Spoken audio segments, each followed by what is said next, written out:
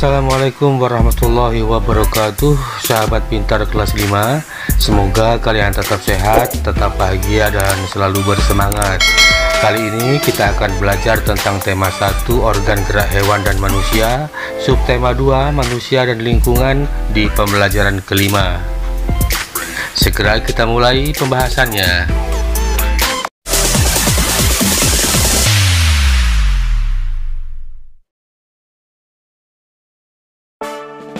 Pak Bejo meskipun sudah tua tetapi masih kuat mencangkul.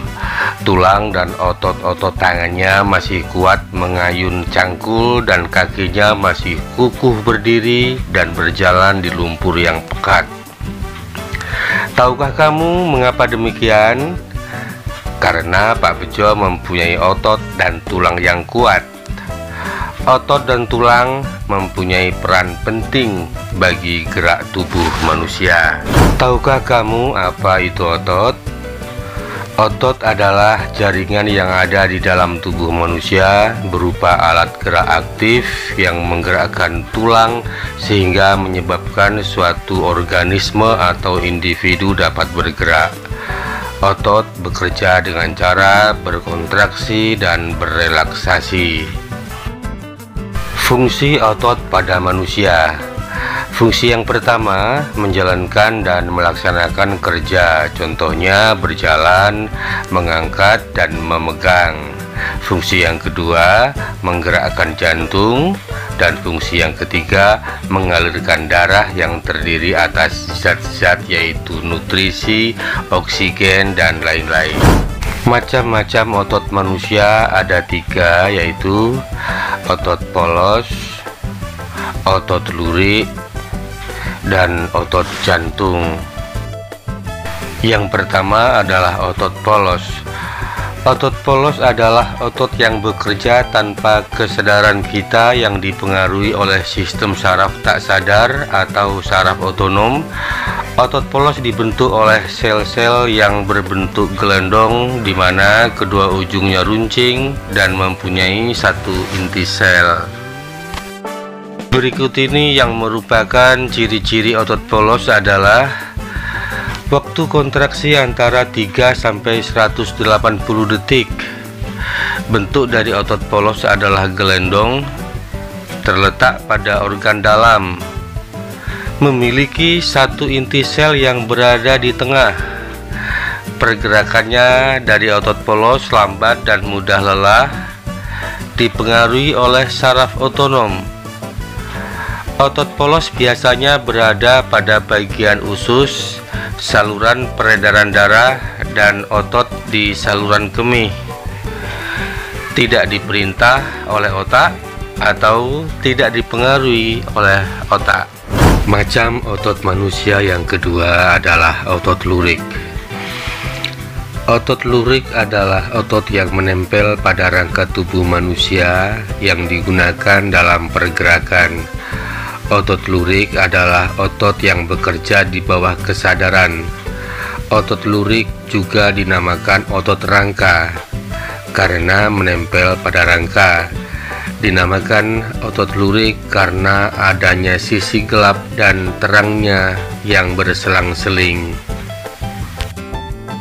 Ciri-ciri otot lurik adalah bentuk silindris dengan garis gelap terang, melekat pada rangka, bekerja secara sadar dengan perintah otak, cepat dan mudah lelah, bentuk yang panjang dan memiliki banyak inti sel atau disebut multisel, mempunyai pigmen mioglobin dan inti sel yang berada di pipi.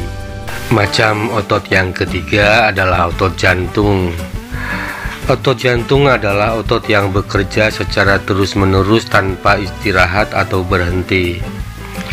Otot jantung merupakan perpaduan antara otot lurik dan otot polos karena adanya persamaan yang ada pada otot jantung.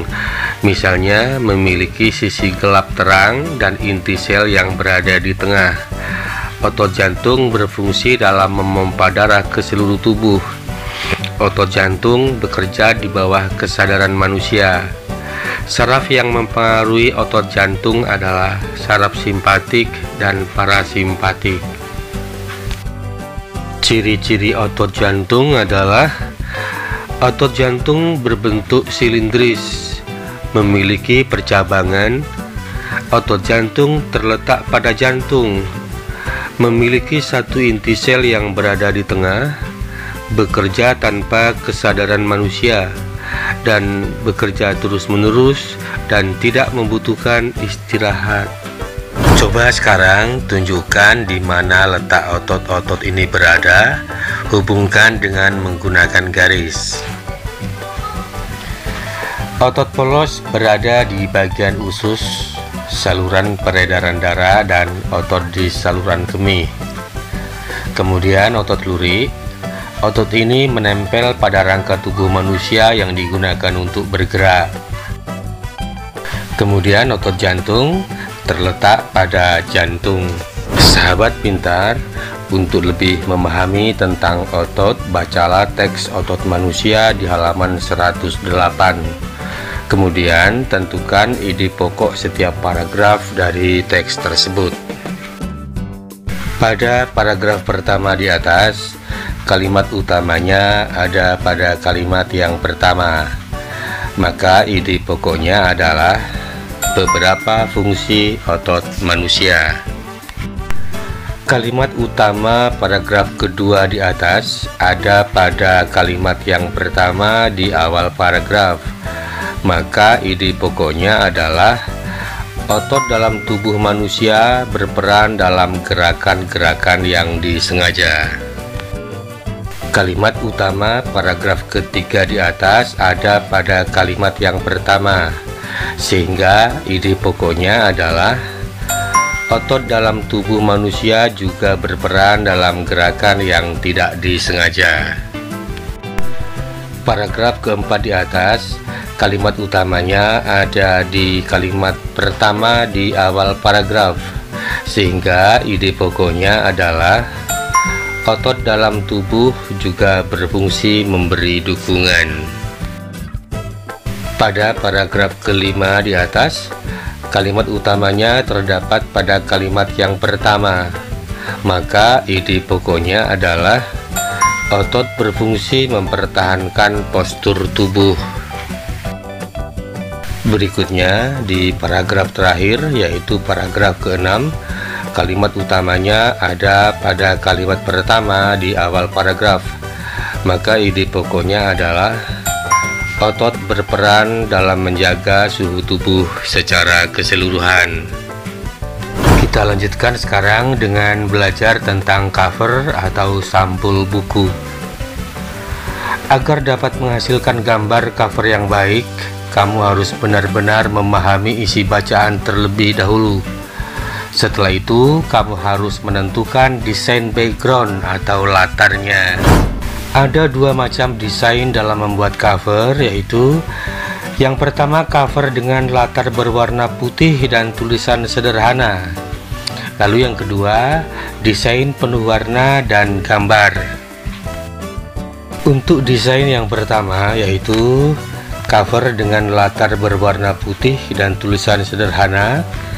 Pada jenis ini tidak ada gambar yang memenuhi halaman, bahkan terkadang hanya berisi judul, nama pengarang, dan nama penerbit.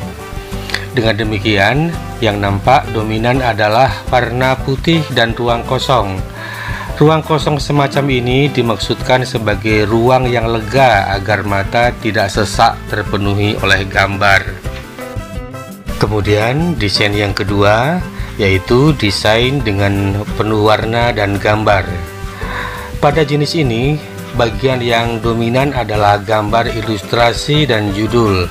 Selain itu juga disajikan permainan warna yang mencolok dan bervariasi.